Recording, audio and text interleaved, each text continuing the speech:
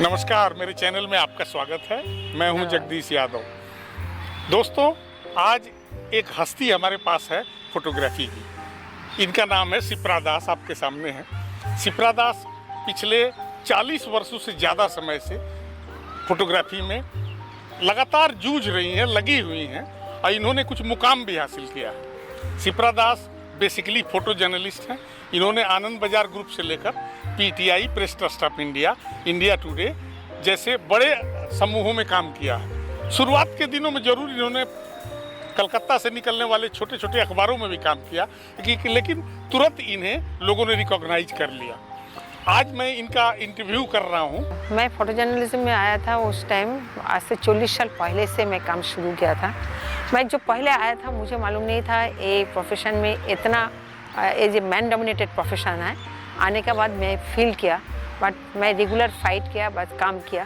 काम करने के लिए मैं कोई कुछ छोड़ा नहीं। जहाँ पे मेरे को नेगेटिव बोला नहीं, वुमेन से काम नहीं हुआ, वुमेन फोटोग्राफर नहीं हुआ, वही काम मैं पहले जाके करते थे। मेरे को करने से मज़ा आता उसमें। हमें जितना सब ना बोल के दबाते रहते, उतना ही मैं हाँ बोल के करते रहते थे। हम किया मैं तो उस टाइम मैं फोटो सबसे बड़ी चुनौती उस टाइम मेरे पास था जो women can not be news photographer, और मैं बोलते थे हाँ yes women can be news photographer. तो मैं उस टाइम हमें खुद जहाँ पर साइक्लोन हो रहा है, जहाँ पर फ्लड हो रहा है, जहाँ पर लाठीचार्ज हो रहा है, जहाँ पर डेमोन्स्ट्रेशन हो रहा है, जहाँ पर फायरिंग हो रहा है, मैं भाग के चले जाते थे। जाके वो काम करके मैं आ जाते थे এবং वो काम मेरे को पब्लिश होने से उस टाइम बड़ा प्रॉब्लम होता था, कारण वुमेन फोटोग्राफर का पिक्चर लेना नहीं चाहते।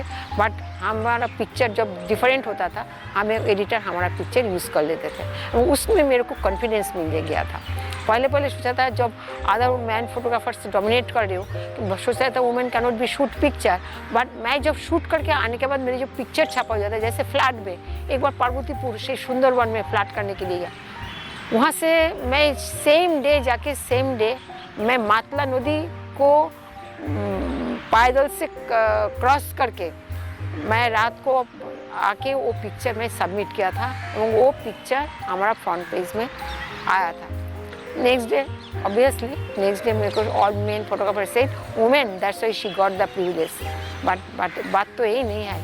बात मेरे को जो तकलीफ करके मैं जो सक्सेसफुली जो काम करके आया, इसीलिए पिक्चर अच्छा था बोल के छापा फ्रंट पेज में। मैं जब उस टाइम काम कर रहे थे मेल डोमिनेटेड प्रोफेशन में, मेरे रेगुलर फील होता था कितना डेमोनेशन हो रहा था, बट मैं उसको बदर नहीं करते थे।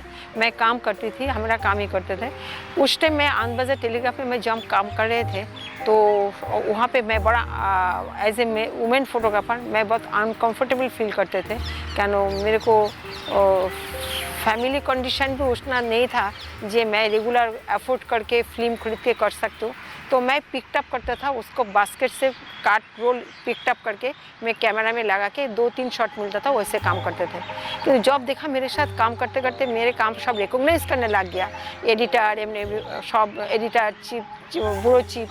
तो अब मेरे को सब मैंने सोचा था हमें यहाँ पे एक बार एज ए फोटोग्राफर मेरे को रखने के लिए, किंतु मैं वहाँ देखा मेल फोटोग्राफर साथ में तो इतना अनकंफर्टेबल हो गया था and they can not accept me properly. Then मैं वहाँ छोड़ के मैं निकल के आ गया था। तो इसके बाद मैं पीटीआई में इसी बीच में मैं दूसरा एक कागज़ में काम करने के लिए गया आजकल में। उस टाइम मैं किडनैप हो गया था। किडनैप होने के से जहाँ पर बहुत बोलते थे जो women can not be news photographer, उस टाइम मेरे के लिए एक बड़ा चुनौती आ गया जो सब बोलने लगा। इसके लिए हम लोग बोलते थे वुमेन फोटोग्राफर मत रखो, odd hour odd time odd place में जाना पड़ता, naturally women photographer can not be news photographer. मेरे लिए उस टाइम एक बड़ा ये बात हो गया, वो how I can cross this obstruction, कारण हमें सब में प्रेशराइज करने लग गया तुम स्टॉप करो न्यूज़ फोटोग्राफी। बट मैं सुना नहीं, मैं उतना वो चीज़ ओवर काम करके मैं पीटीआई में इंटरव्यू दिया था। पीटीआई में जब मैं इंटरव्यू दिया था वहाँ पे 45 फोटोग्राफर इंटरव्यू था, उसमें मेरे को चुना गया था। मैं वहाँ पे मेरे को पीटीआई में जॉब मिला। उस टाइम पीटीआई में जब मेरे को जॉब मिला उस टाइम मैंने ये भी एक बात बोलना बहुत ज़रूरी है, एज ए वुमेन फोटोग्राफर मेरे को पहले से जॉब में नहीं रखा। जो पोस्ट था परमानेंट पोस्ट था, तो मेरे को वहाँ का जो एडिटर था वो मेरे को बोला तुम एक फ़ोटोग्राफ में तुम्हारा 100 रुपया मिलेगा, तुम्हें फ्रीलांसिंग में रख दी। मैं वही एक्सेप्ट कर लिया था। एक्सेप्ट करने के बाद मैं every day morning to night मैं human interest, news photography, sports, रात में जाके स्टेज, ऑल द पिक्चर मैं शूट करते थे। शूट करते करते मेरे को महीना में हमारे 70 to 90 पिक्चर मेरे को महीना में छापना शुरू हो गया था। वही देख के सबको उस टाइम में, उस ज़माने में मेरे 7,000 to 9,000 रुपीज़ पर मंथ मेरे को मिलने लग गया। नहीं, वही देख के सबको लगा ये कि ये लड़की क्या कर रहा है, कैसे इतना काम कर दे रहा है। तो इसके बाद मैं एक काम अच्छे से करने के बाद मेरे को फराक्का में राजीव गांधी का एक फराक्का ब्रिज इनाग्रेशन करने के लिए आए थे। वो काम के लिए मेरे को भी भेजा था। मैं वहाँ जाके ऑल फोटोग्राफर को बीट करके मैं वो पिक्चर हमारा ऑफिस को भेजा।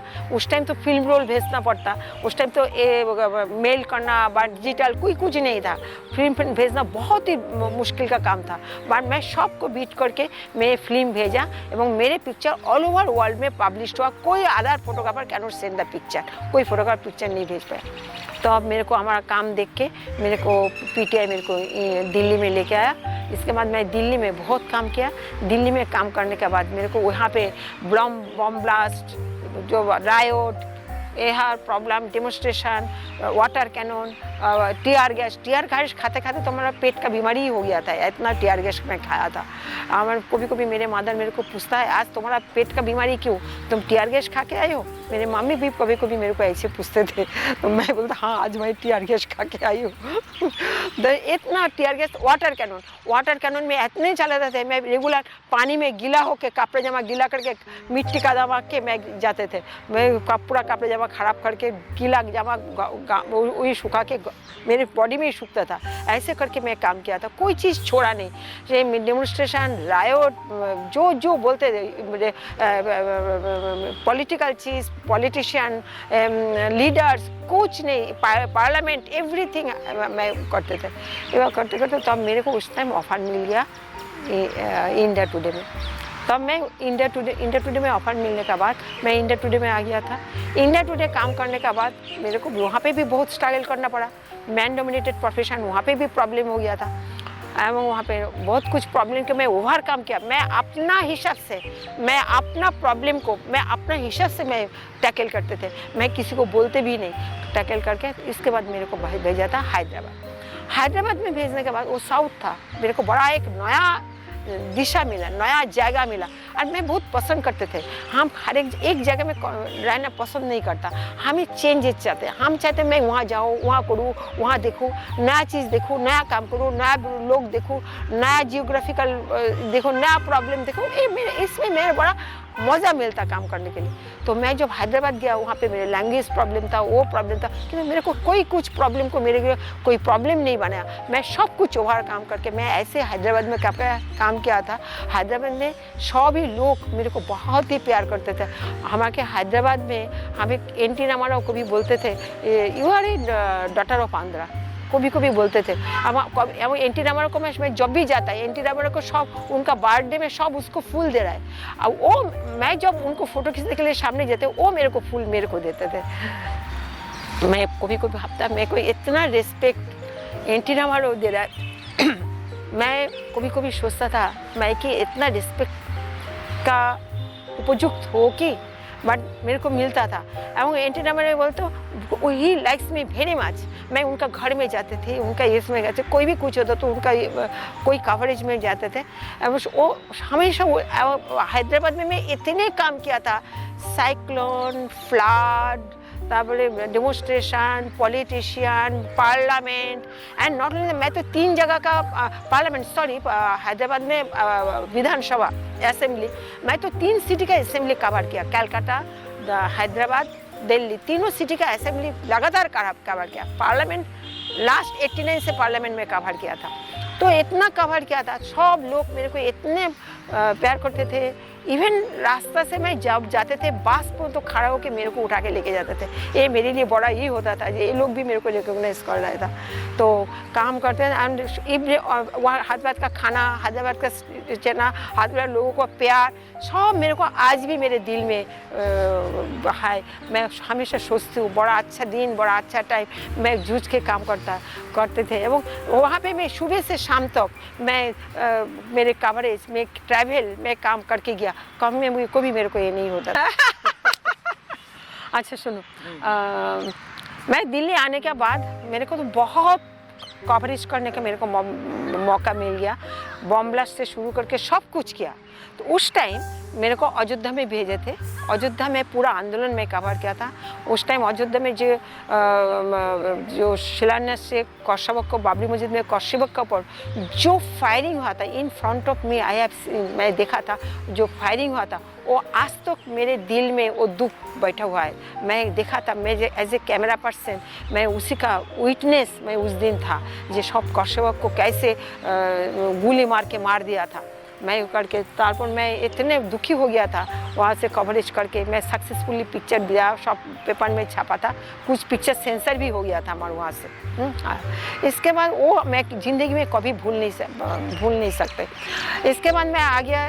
इसके बाद मेरे को भेजा था कश्मीर में। वो भी एक बड़ा डेंजरस कवरेज हो गया था। हम जो कश्मीर में जब बाबरी मस्जिद डिमोलिश का बाद बोला था जो कश्मीर में पूरा टेम्पल डिस्ट्रॉय हो गया था, हम लोग पूरा टेम्पल को मैं और हविंदर बवेजा दोनों मिलकर देखने के लिए गया। उसमें देखा कुछ टेम्पल डिस्ट्रॉय हुआ, कुछ टेम्पल ठीक भी है। ऐसे करते करते जब हम अनंतनाग टेम्पल में आया, वहाँ से हमारा पीछे कुछ टेररिस्ट बंदा भी हमारा पीछे आ गया था। तो हमारे बीएसएफ ना हम लोगों को अंदर लेके गए, उस लोगों को जाने नहीं दिया। इसलिए हम लोग अंदर जाने के बाद कई मिनट 5 मिनट का बाद वो अनंतनाग टेम्पल था, चारोधार में हिल था, हिल का बीच में था अनंतनाग टेम्पल। और सडनली देखा पूरा हिल का तरफ से गोली चल रहा था, एकदम झड़ मैंने आधी का माफिक गोली चल रहा है, जो जहाँ गोली चल रहा था। और तब बीएसएफ ने उसका जवाब में यहाँ से गोली चल रहा था। दोनों क्रॉस फायरिंग में हम दोनों बहुत बुरा हादसे से बाहर फंस गया था। क्या करूँगे समझ में नहीं आ रहा था। बहुत मुश्किल से हम लोग किसी चापे के नीचे अपने को छुपा के हम कुछ फ़ोटो भी खींचा था। फ़ोटो खींच के आप लोग वहाँ पे जान बचा के वहाँ से निकल के आधा घंटा वहाँ पे फायरिंग हुआ था। वहाँ से आधा घंटा फायरिंग होने के बाद मैं वहाँ से हम लोग निकल के आया था और जान बच गया। वो दिन हमारा बच गया, यही बड़ी बात है। दोस्तों, ये थी शिप्रा दास। आपने उनकी बातें सुना है और इनकी बातें आवश्यक क्यों हैं? क्योंकि हमारी जो यंग जनरेशन है, जो फोटोग्राफी में लगे हुए हैं, उन लोगों के लिए बहुत काम की चीज़ है। जब आप शुरू कर रहे हैं तो आप किसी मुकाम पे नहीं होते हैं, लेकिन मुकाम आपको मिलेगा। कैसे मिलेगा? तब मिलेगा जब आप लगन रखेंगे, जैसे शिप्रा दास ने रखा। आप मेरे चैनल से जुड़े रहें। सब्सक्राइब नहीं किया तो सब्सक्राइब करें, पसंद आए तो लाइक करें, कमेंट करें, दोस्तों में शेयर करें। आज बस इतना ही। धन्यवाद, नमस्कार।